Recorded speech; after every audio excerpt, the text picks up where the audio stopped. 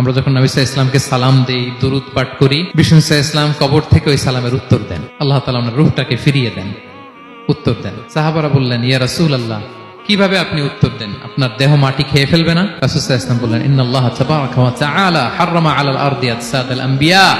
আল্লাহ তাআলা নবীদের দেহকে নষ্ট করা মাটির জন্য হারাম করে দিয়েছেন। কোন মাটি কোন নবীর দেহকে টাচ করতে পারে না, নষ্ট করতে পারে না। নবীরা কবরে জীবিত, সেখানে সালাত আদায় করে, তাদেরকে স্পেশাল রিজিক দেওয়া হয়। এটাকেই বলা হয় হায়াতুন নবী।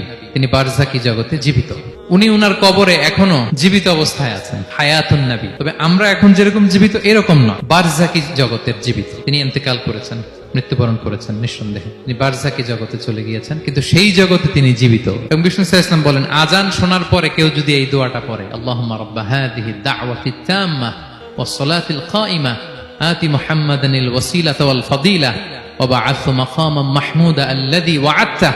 এই দোয়াটা যে পড়ে আজান শোনার পরে, বিষ্ণু সাল্লাল্লাহু আলাইহি ওয়াসাল্লাম বলেন, হাল্লাত লাহু শাফাআতি ইয়াউমাল কিয়ামা, কিয়ামতের দিন তার জন্য সুপারিশ করা আমি নবীর জন্য ওয়াজিব হয়ে যায়।